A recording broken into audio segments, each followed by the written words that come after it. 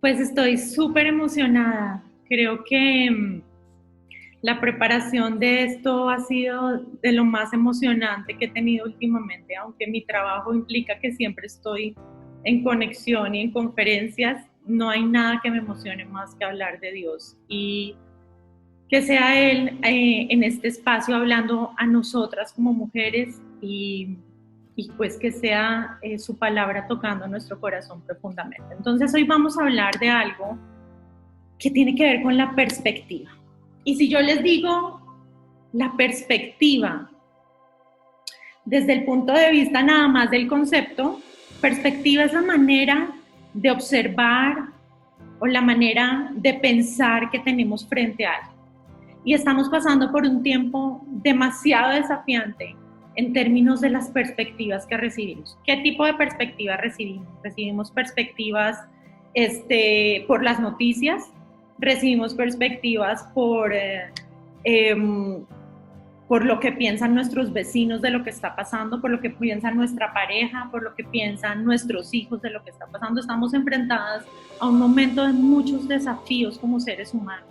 Y la realidad es que necesitamos darnos cuenta hoy de cuál es la manera en la que estamos pensando. Y eso es muy importante y vamos a ver cuál es el aporte que Dios tiene para nosotras sobre el tema de nuestras ideas, de nuestra manera de pensar. Entonces, en la Biblia encontramos muchos seres humanos, perdón, voy a hacer aquí algo. Martica, creo que estás poniendo algunas rayitas de presentadora, para que las borres. Nosotros en la Biblia encontramos muchas historias que nos muestran la humanidad y con las que nosotros nos podemos relacionar perfectamente. ¿Sí? Nos podemos relacionar con muchos seres humanos. Hay historias de mamás, hay historias de hombres necesitando su provisión, hay historias de personas enfrentando enfermedad, enfrentando pérdida, enfrentando muerte, hay historias de plagas, algo parecido a lo que estamos viviendo. La Biblia está llena de historias con las que nosotros nos podemos identificar y hoy vamos a mirar algunas historias en las cuales hubo como diferentes perspectivas frente a una situación.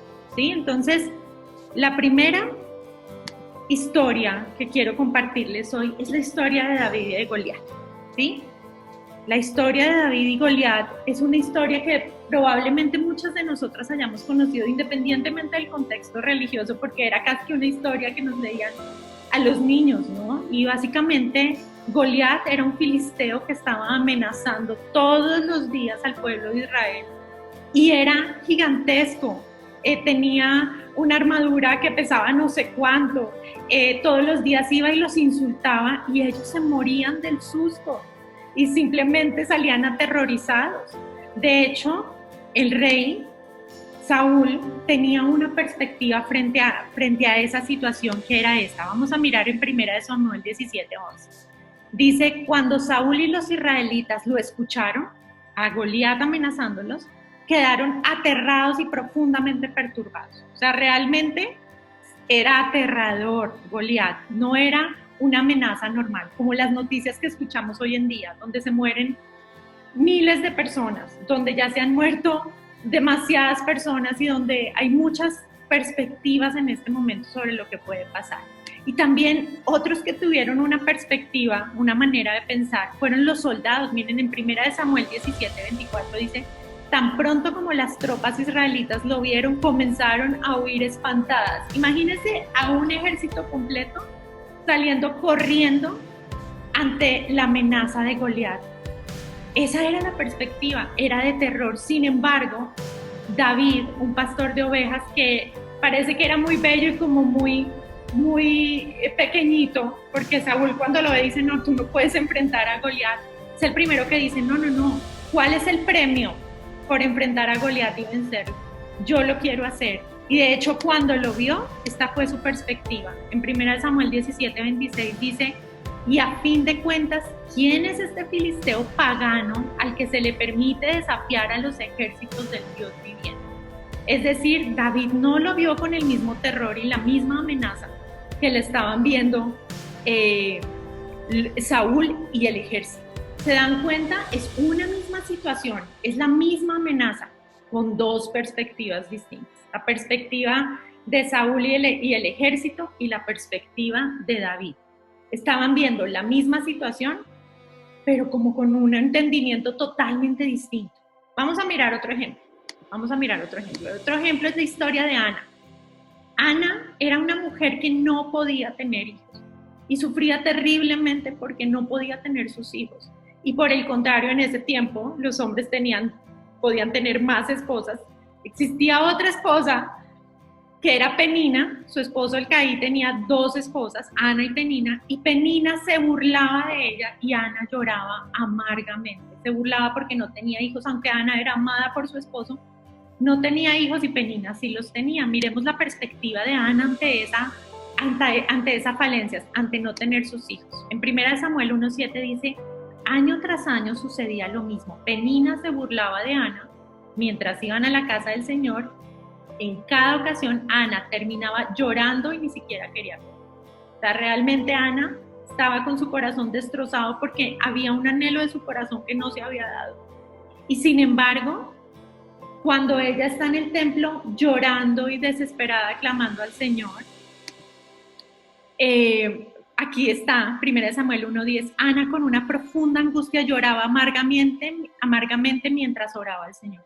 Ana derramaba su corazón a Dios, pero dice aquí amargamente, es decir, ante el no tener sus hijos, ella sentía dolor, pena y amargura.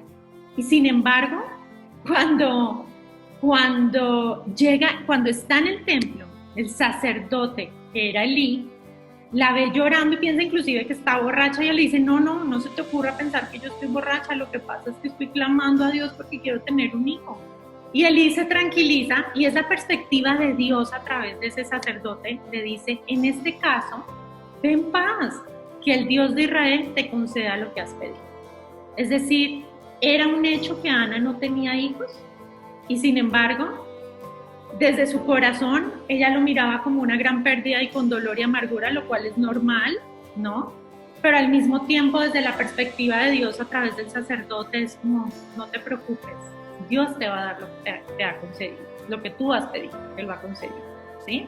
Estas son perspectivas, estos son ejemplos para que podamos ver en la Biblia seres humanos que tenían una perspectiva distinta ante una misma situación. Este es el último ejemplo y es el pueblo de Israel. Entonces, ¿cuál es la historia del pueblo de Israel? El pueblo de Israel fue sometido a esclavitud y estuvo en esclavitud por muchísimos años, hasta que Moisés fue llamado por Dios para liberar a este pueblo de Israel. Cuando el pueblo de Israel es liberado, está en el desierto pasando por pruebas. Claro, estuvieron en un desierto que se atravesaba en 40 días, 400 años. Y fíjense lo que pasa aquí. 40 años, perdón. Dice, Éxodo 16 del 2 al 3 dice esto. Allí también toda la comunidad de Israel se quejó de Moisés y Aarón. Moisés y Aarón habían sido los encargados de Dios para llevarlos en esta travesía del desierto. Y dice, si tan solo el Señor nos hubiera matado en Egipto, imagínense el nivel de la queja para que estos israelitas le hubieran dicho a Dios, le hubieran dicho a quienes los liberaron, nos hubiéramos preferido quedar en la esclavitud en lugar de que Dios nos hubiera traído. Fíjense que están juzgando duramente a Dios para matarnos en este desierto. Eso es lo que protestaban. Allá nos sentábamos junto a las ollas llenas de carne y comíamos todo el pan que se nos antojaba, pero ahora tú nos has traído a este desierto para matarnos de hambre. Imagínense esa perspectiva. Estaban siendo liberados de esclavitud, de maltratos, de trabajos pesados y aún así estaban prefiriendo volver a esa esclavitud. Y sin embargo, ¿qué hace Dios después de esto? Dios es tan lindo que Dios les da maná, les da codornices, los consiente a pesar de su pataleta. Pero déjenme mostrarles la perspectiva con la que Dios llama a Moisés cuando le pide que se los lleve al desierto. No era para matarlos. Miren lo que dice aquí. En Éxodo 3 del 7 al 10. Luego el Señor le dijo, ciertamente he visto la opresión que sufre mi pueblo en Egipto. He oído sus gritos de angustia a causa de la crueldad de sus capataces. Es como yo no soy indiferente a tu dolor, es lo que está diciendo el Señor ahí. Estoy al tanto de sus sufrimientos. O sea, como nada de lo que se hace en esta tierra, Dios no está consciente, ¿sí? Dice, por eso he descendido para rescatarlos del poder de los egipcios, sacarlos de Egipto y llevarlos a una tierra fértil y espaciosa. Es una tierra donde fluyen la leche y la miel. La tierra donde actualmente habitan los cananeos, los hititas, los amorreos, todas las naciones que vivían ahí. Dice, mira, el clamor de los israelitas me ha llegado y he visto con cuánta crueldad abusan de ellos los egipcios. Ahora ve, porque te envío al faraón. Tú vas a sacar a mi pueblo Israel.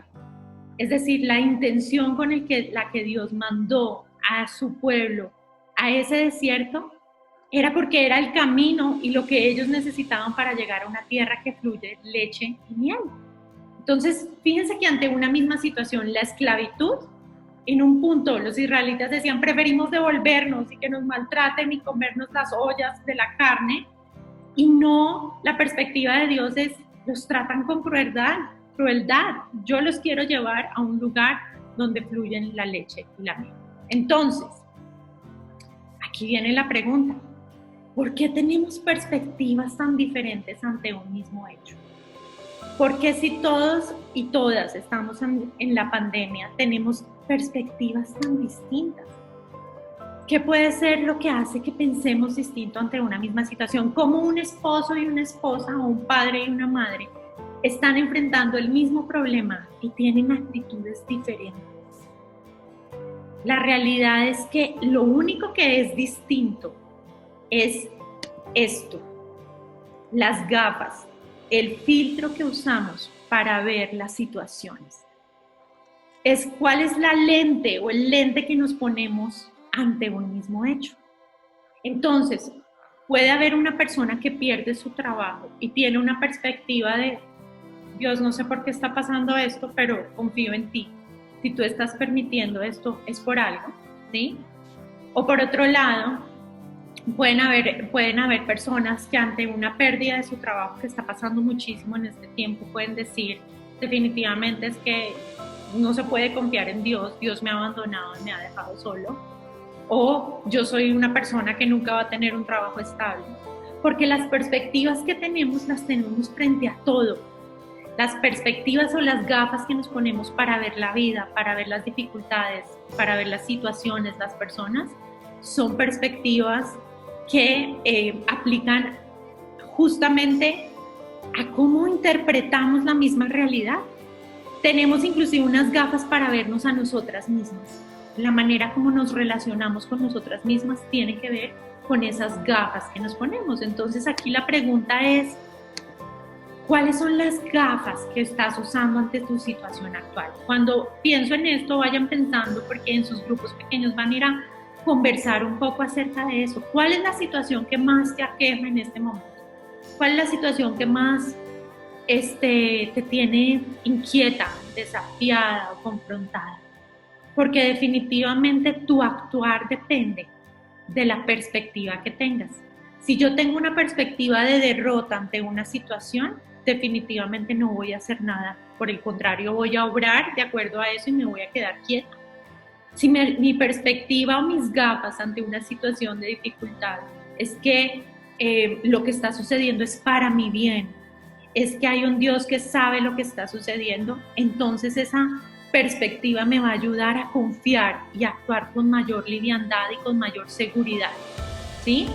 ¿Y qué tipo de gafas nos podemos poner? Pues justamente aquí pongo como ejemplos. Yo puedo ponerme las gafas oscuras y son gafas negras de negativismo, de amargura y de pesimismo, pensando como muchos hombres y mujeres en la Biblia oraban a Dios y decían, definitivamente Dios se ha olvidado de mí. Inclusive Job, cuando pasó por tantas dificultades, decía, pues realmente tuvo su pelea con Dios y también se cuestionaba, ¿qué fue esto tan terrible que yo hice? Tal vez fue esto, tal vez fue lo otro, ¿sí? También podemos ponernos unas gafas rosas, unas gafas que busquen confiar y creer lo mejor, y podemos tener unas gafas de escasez, donde lo poquito que tenemos nos lo van a quitar. O unas gafas de inseguridad, donde el mundo es un lugar peligroso y me van a hacer daño y no se puede confiar en nadie. Y la realidad es que todos los seres humanos tenemos gafas, y esas gafas se construyen con nuestra historia de vida, con las cosas que nos han enseñado nuestra crianza, con lo que hemos vivido, con lo que hemos visto, con las experiencias de nuestro entorno. Pero lo más importante que quiero que sepas hoy es que necesitas darte cuenta cuáles son esas gafas. Porque mientras tenemos las gafas negras, no nos podemos dar cuenta que las tenemos puestas y podemos estar viviendo desde una perspectiva más negra y negativa, inclusive en medio de una pandemia. Estamos en un momento único en la historia de la humanidad. Ninguno de los seres que estamos aquí había enfrentado algo así, de estar encerrados por meses en nuestras casas, lavando nuestras manos, purificándolo todo, cuestionándonos cuánto tiempo va a durar, no pudiendo ir a visitar a nuestros seres queridos que están en otros lugares. Realmente lo que estamos enfrentando es desafiante, pero aún ante estos desafíos necesitamos preguntarnos cuáles son las gafas que yo estoy usando en esta situación y de qué están compuestas. Es como si me las pudiera quitar y mirarlas y decir, son mis gafas de amargura, estoy actuando desde la amargura en este tiempo, o por el contrario, son mis gafas de fe con las cuales estoy viendo esta situación como una situación que va a traer nuevas cosas y en la que Dios va también a estar, ¿sí? Entonces eso es muy importante. Ahora, ¿qué nos dice y qué sí nos promete Dios? Esto es muy duro de leer a veces, que todos sufriremos pruebas y aflicción, porque a veces peleamos con la idea de las pruebas y las aflicciones como una parte natural de la vida. Nuestra vida es una vida que siempre va a pasar por pruebas y aflicciones. ¿Y quién no lo dijo? Jesús nos lo advierte, pero también nos da esperanza. Él nos dice en Juan 16:33, les he dicho todo lo anterior para que en mí tengan paz. Aquí en el mundo tendrán muchas pruebas y tristezas, pero anímense porque yo he vencido al mundo. Es decir, que la solución que Jesús nos da es, ustedes van a tener esas pruebas y esas aflicciones, pero si yo estoy presente, no se aflijan, anímense. Yo he vencido al mundo. Es decir, cuando pensamos en la historia de la humanidad y en tantos sufrimientos, con mi esposo hablábamos el otro día de qué pensaría la gente que estaba viviendo en la época de Hitler, que estaba viendo cómo se llevaban personas a los campos de concentración, que era el fin del mundo, ¿sí? Y sin embargo, después de ese tiempo, esas personas necesitaron reconstruir sus vidas y seguir adelante. Todas las personas que sobrevivieron ante esa adversidad y ante ese momento tan difícil. Entonces, es muy importante que sepamos que eso es algo que tenemos en nuestro poder, y es entender que tenemos una promesa, porque las promesas de Dios son lo que nos da esperanza. Y la promesa es, no se preocupen, yo he vencido al mundo. Y si lo tenemos a Él, a Jesús, vamos a poder enfrentar las pruebas y las aflicciones, ¿sí? Ahora, Dios también nos da una instrucción clara sobre la perspectiva. ¿Cuál es esa instrucción? La instrucción es esta: no imiten las conductas ni las costumbres de este mundo. Más bien dejen que Dios los transforme en personas nuevas al cambiarles la manera de pensar. Es decir, al cambiarles las gafas, al cambiar el filtro o el lente a través del cual ustedes interpretan la realidad. Entonces aprenderán a conocer la voluntad de Dios para ustedes, la cual es buena, agradable y perfecta. Fíjense que es una instrucción, pero las instrucciones de Dios siempre traen una promesa. Nosotros, ¿qué tenemos que hacer? Dejarnos transformar. ¿En qué? En las personas nuevas que Dios ha diseñado que seamos. ¿Y cómo nos volvemos personas nuevas? Aquí está la clave: cambiando la manera de pensar. Porque la realidad siempre nos va a estar esperando. Es decir, esa pandemia está ahí sucediendo, pero lo que puede cambiar es cómo interpreto yo esa realidad. Las dificultades en mi hogar pueden seguir existiendo. Si tengo dificultades económicas o de relaciones con mis hijos, con mi esposo, eso puede seguir existiendo, pero si tú cambias tu manera de pensar, tú cambias tu vida.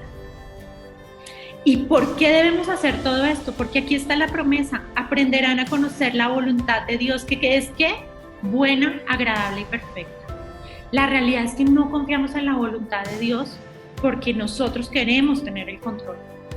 Esa es nuestra necesidad de control, que es absolutamente una fantasía. No controlamos nada.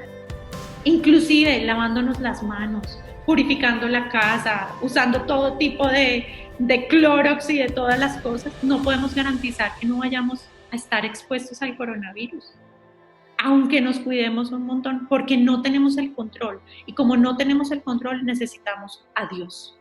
Necesitamos un Dios que tiene buenas intenciones, que tiene deseos buenos y amorosos para nosotros. ¿Cuál es la perspectiva de Dios? En la mente de Dios existe una versión tuya que es libre de preocupación. En la mente de Dios existe una versión tuya que está llena de paz, que está llena de madurez. En la mente de Dios existe una versión tuya que es capaz de sobreponerse a las dificultades. Y no solo sobreponerse, sino triunfar sobre ellas. En la mente de Dios existe esa versión de ti. Entonces mi pregunta para ti es, ¿tú quisieras ser ese diseño que Dios ha pensado de ti desde que te creó, desde antes de la creación del mundo? Fíjense que aquí tenemos otra promesa de qué es lo que Dios piensa, porque para entender sus promesas y apropiarnos de ellas, tenemos que leer la Biblia. Y por eso hemos insistido en nuestros grupos pequeños, ¿cómo vas con tu tiempo devocional? ¿Estás pudiendo conectarte con Dios? ¿Cuáles son sus promesas? Pues esta es una promesa que me fascina porque es Efesios 2:10 dice, somos la obra maestra de Dios. Nosotros somos su diseño precioso. Cada mañana que tú abres los ojos, Dios se queda mirándote y dice, eres espectacular, me quedaste tan bien hecha, te amo, estoy súper enamorado de ti. Él nos ha creado en Cristo Jesús, porque además Él usa un filtro para vernos como su obra maestra, y aquí está en este versículo, el filtro con el que nos mira es Jesús. Él nos mira a través de la obra de Jesús, al fin de que nosotros hagamos esas cosas buenas que Él preparó para nosotros tiempo atrás. ¿Sabías que Dios ya tiene preparadas tus victorias? ¿Sabías que Dios ya tiene preparadas cosas buenas para ti? ¿Sabías que lo que tienes es que confiar en que esas cosas buenas están allá en la alacena o en el estante de Dios, en su inventario de cosas buenas? Hay unos regalos para tu vida que dicen, este es el regalo mío para Blanquita, este es el regalo mío para Camila, este es el regalo mío para Oli, este es el regalo mío para mis hijos que han amado y recibido a Jesús en su corazón. Entonces, estamos llenos de promesas de Él. Imagínense que los seres humanos nos conformamos con pocas promesas de otros seres humanos, pero no se compara ninguna promesa de un ser humano. Así nos miren a los ojos y nos lo juren con una promesa de Dios. Las promesas de Dios son tan reales que están escritas para que vayamos a ellas las veces que necesitemos. Ahora, si existe en la mente y el corazón de Dios, ¿por qué no existe para ti? ¿Cuál es tu parte en esto? Esta es mi enseñanza o la enseñanza más importante que quiero que te lleves en este día. Porque tú sí tienes una parte en recibir ese regalo. Tú sí tienes un pedacito que puedes hacer. Si no tenemos el control de todo, tú sí tienes el control de algo. Y tú tienes el control de la manera en la que piensas. Tú eliges tus pensamientos. Tú puedes ofenderte con facilidad. Y a mí me pasa, cuando me ofendo digo, ¿por qué estoy eligiendo esta perspectiva? ¿Por qué no elijo el perdón? ¿Por qué elijo amargarme la vida con cosas que no son tan importantes? ¿Sí? Y necesitamos realmente elegir nuestros pensamientos. Por eso es que Él nos da ese mandamiento. Déjense transformar para que su mente sea renovada y conozcan la buena voluntad de Dios, ¿sí?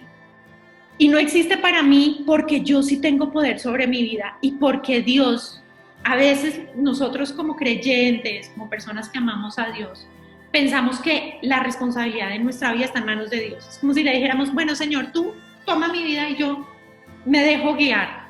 Eso suena como muy obediente y como una manera muy piadosa de pensar, pero la realidad es que el Señor, yo creo que se voltea y nos dice, sí, pero es que yo te he capacitado a ti con dones, con talentos, con destrezas, y también te di algo que es muy importante. Uno de los regalos más hermosos que Dios nos ha dado a nosotros se llama libre albedrío, nuestra capacidad de elegir.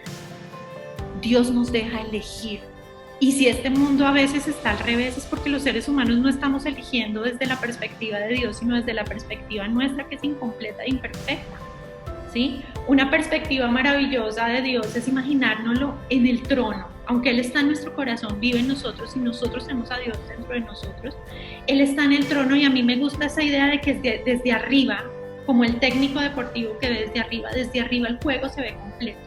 Tú estás viendo un pedacito, pero Dios tiene el cuadro completo. Entonces, fíjense que nos dice en Deuteronomio 20, del 19 al 20. Yo hoy te he dado a elegir, es decir, tú, mujer, puedes elegir entre la vida y la muerte, entre bendiciones y maldiciones. Tú puedes elegir. Entonces dice, Dios mismo dice, pongo el cielo y a la tierra como testigos de la decisión que tomes. Ay, si eligieras la vida, es como, por favor, elige la vida, para que tú y tus descendientes puedan vivir. Puedes elegir esa opción al amar. ¿Cómo es elegir la vida? Miren las instrucciones de Dios tan claras, es que su palabra lo dice todo. Al amar, al obedecer, al comprometerte firmemente con el Señor tu Dios. Esa es la clave para tu vida. ¿Sí ven? Amar, obedecer, comprometerte firmemente con el Señor. Y si amas y obedeces al Señor, vivirás por muchos años en la tierra que el Señor juró dar a tus antepasados Abraham, Isaac y Jacob. ¿Tenemos miedo de morir en este tiempo? Claro que sí. Hay una enfermedad que está matando seres humanos allá afuera, pero tenemos una promesa de vida en este plano y de vida eterna. Y es amar, obedecer al Señor y comprometernos firmemente con Él.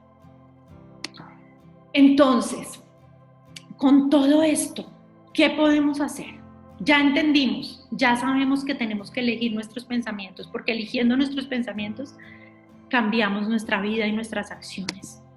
Pues tenemos mucho que hacer, pero lo resumí en 4 puntos que te voy a dar para empezar a cerrar esta conversación. La primera, somete tu voluntad a Dios, ríndete a Él, pídele perdón por los patrones de pensamientos negativos que tienes.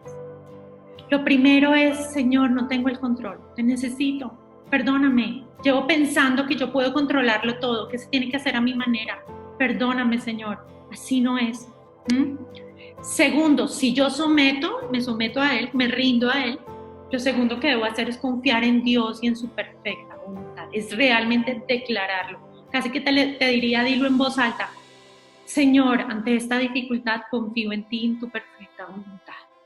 Es como, revélame cuál es esa perfecta voluntad para que yo pueda confiar en ella. Tercero, renueva tu mente, pídele que cambie tu perspectiva a diario, que te dé sus gafas del cielo, que te deje ver con sus ojos. Todo el tiempo, Señor, esta es mi perspectiva humana, muéstrame la perspectiva del cielo, muéstrame la perspectiva divina, ¿cuál es la perspectiva que tienes para mí? Cuarto, actúa, porque no vale la conciencia sin acciones, necesitamos actuar. Desde ahí Dios quiere que uses todos esos talentos y dones, todo lo que ha depositado en ti. Sé sus manos, ayuda con lo que tienes en tu casa. Sé su corazón, ama profundamente con lo que hay en tu corazón. Y sé sus brazos, ayuda a tu entorno, no tienes que irte muy lejos.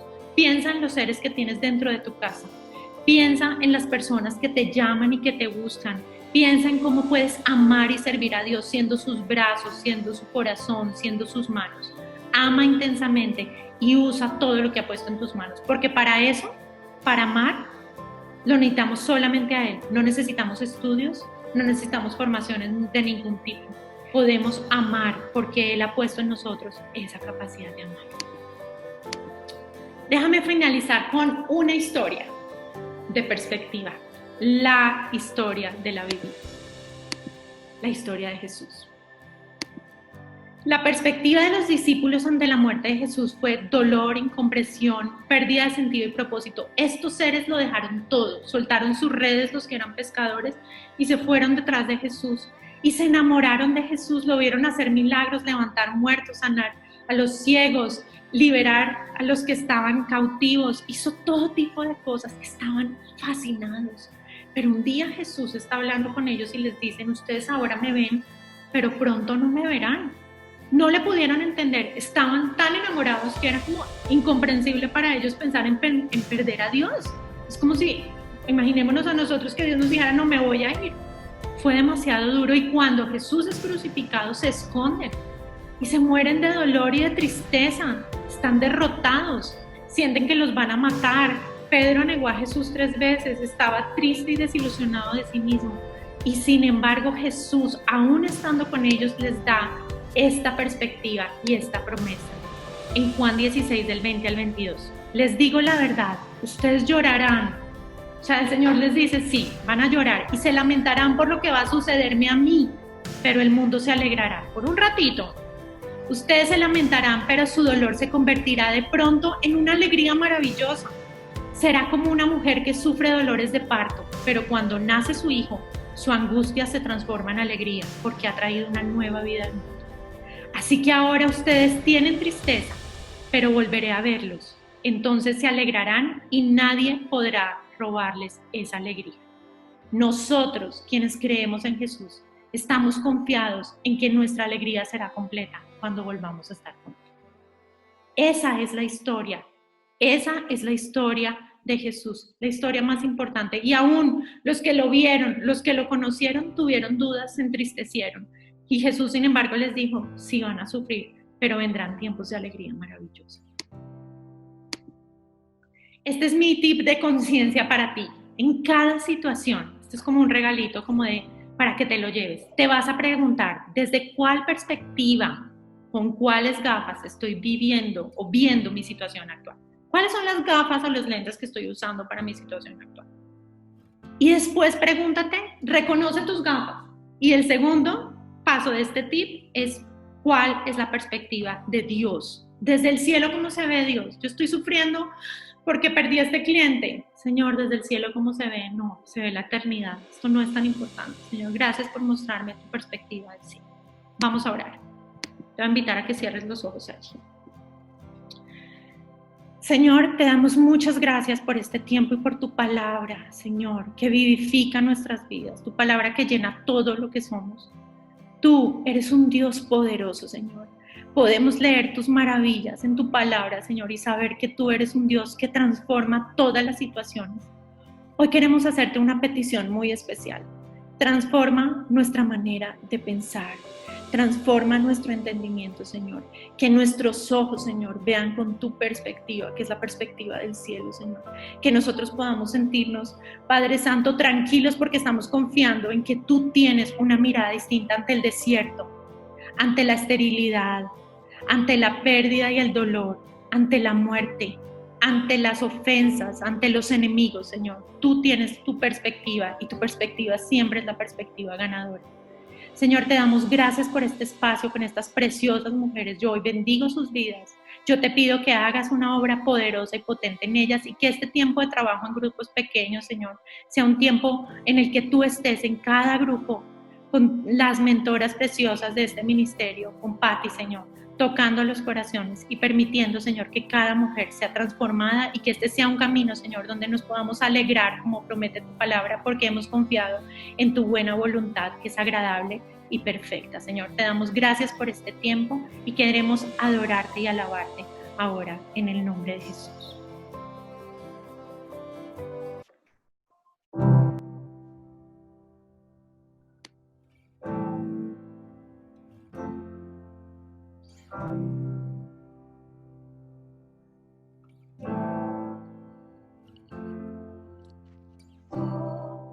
Eres más que suficiente. Jesús, eres el principio y fin. Tú transformas lo que tocas. Toca este corazón, llena todo mi interior con tu Santo Espíritu. Cámbianos, Señor. Jesús, eres más que suficiente. Jesús, eres el principio y fin. Tú transformas lo que tocas. Toca este corazón, llena todo mi interior con tu Santo Espíritu. Ven y llena con tu presencia esta habitación. Ven, consuela, guía hoy mis pasos hacia tu bendición. Haz todo nuevo en mí, haz todo nuevo en mí.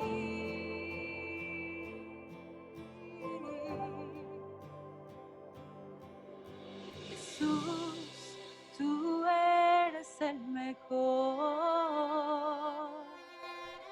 Jesús, el antes y el después.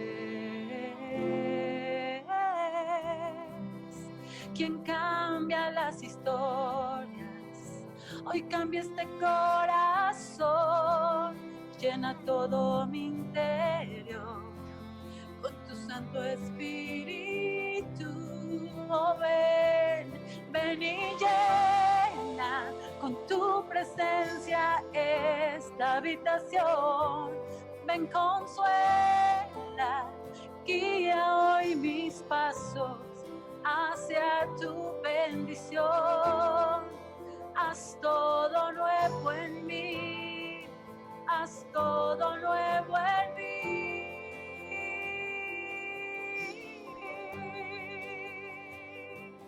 Que mi vida hable de ti más fuerte que mi voz, que confiese que tú eres el gran Dios que me rescató, que me perdonó. Haz todo nuevo en mí, haz todo nuevo en mí.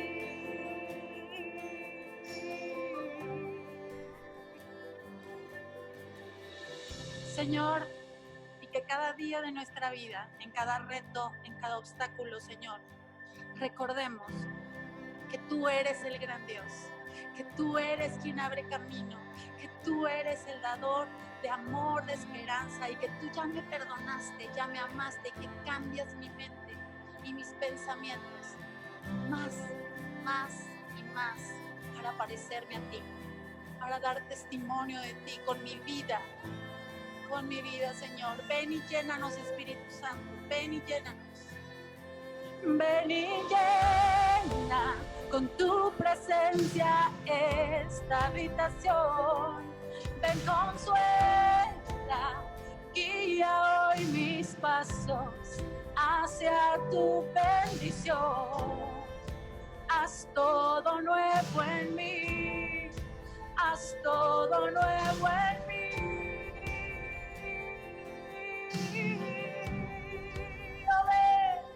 Que mi vida hable de ti más fuerte que mi voz, que confiese que tú eres el gran Dios que me rescató, que me perdonó. Haz todo nuevo en mí, haz todo nuevo en mí, haz todo nuevo en mí.